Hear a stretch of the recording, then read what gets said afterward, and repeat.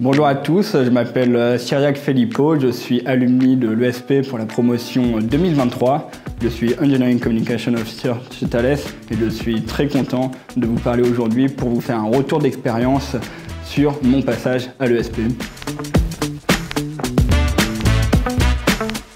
J'ai un parcours finalement assez classique parce que j'ai un bac général ES avec une spécialité en sciences politiques et sciences sociales, suite à quoi j'ai fait une licence d'histoire et souhaitant ensuite m'orienter vers un cursus plus professionnalisant, plus concret, j'ai donc décidé ensuite de m'orienter dans un cursus en communication à l'ESP, comme vous pouvez vous en douter, avec du coup un Master 1 de communication d'influence et de réputation que j'ai fait en alternance chez Thales, suivi ensuite de mon Master 2 en communication corporate et institutionnelle, toujours chez Thales. Je suis actuellement du coup en CDI en tant que Engineering Communication Officer.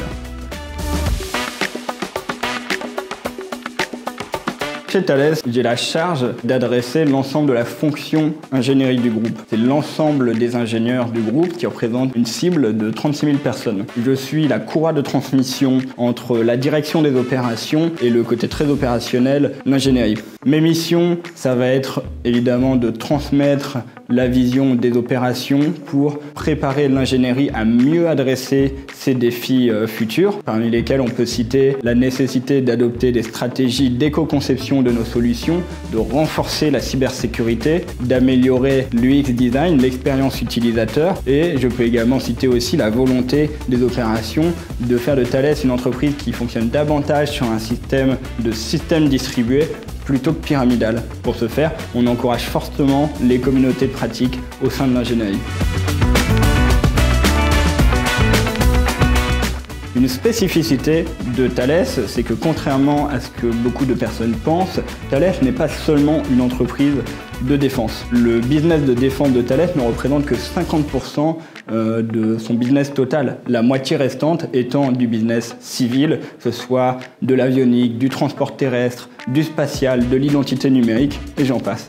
C'est une spécificité qu'il est essentiel de prendre en compte parce que d'un côté, on doit composer en tant que communicant avec les restrictions de confidentialité et de sécurité qui sont inhérentes au business de défense, tout en adressant l'ensemble des business civils avec les codes des business civils. Une autre spécificité que je peux citer concernant mon secteur d'activité, c'est la dimension internationale évidemment du poste, parce que nos 36 000 ingénieurs sont absolument partout sur le globe, qui implique de prendre en compte les spécificités locales. Ça peut aller par exemple de la prise en compte du fuseau horaire où se trouvent les destinataires de nos campagnes de communication, comme la prise en compte des spécificités culturelles ou tout simplement du calendrier pour prendre en compte les jours fériés dans un pays qui ne le serait pas dans un autre.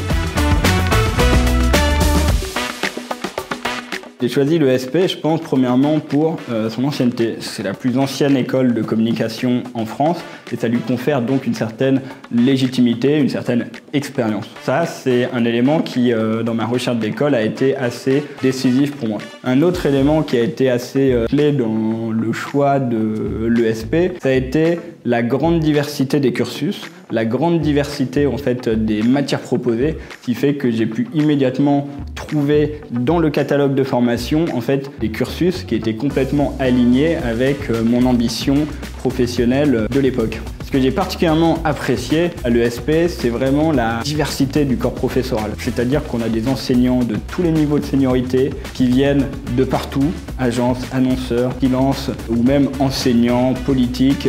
On a vraiment un panel très complet qui couvre pratiquement tous les secteurs d'activité finalement, ce qui confère en fait aux étudiants une vraie culture générale de la communication qui nous permet en fait de connaître les codes dans tout un ensemble de domaines et qui forcément améliore notre capacité à communiquer dans notre métier, dans notre alternance.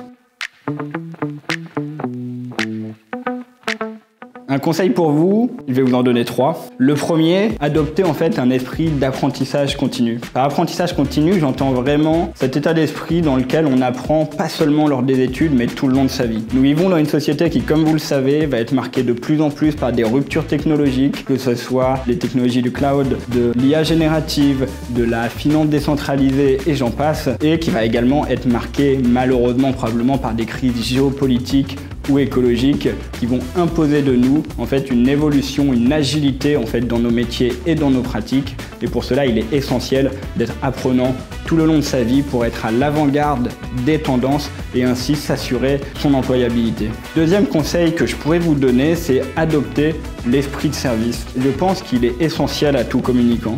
En tant que communicant, on est là pour mettre en lumière des personnes, des causes, des entreprises et on est là pour être un petit peu à l'ombre, pour servir. Un dernier conseil que je pourrais vous donner, c'est vraiment voyez le monde professionnel comme un marché, comme le marché de l'emploi sur lequel vont se confronter l'offre, vous, alternants, futurs diplômés, et de l'autre, la demande, les employeurs. Ce parallèle, il est essentiel de l'avoir en tête en fait, parce que si vous voulez que votre produit, vous, soit reçu et recherché sur le marché de l'emploi, il va falloir que vous travaillez vos compétences et surtout que vous compreniez ce dont ont besoin les employeurs. Vous devez faire ce travail de compréhension des besoins, savoir quels sont les logiciels qui vont être demandés, quelles sont les tendances en vogue, afin en fait de vous assurer une employabilité. Et pour trouver toutes ces compétences, c'est très simple, référez-vous à mon premier conseil, apprentissage continu.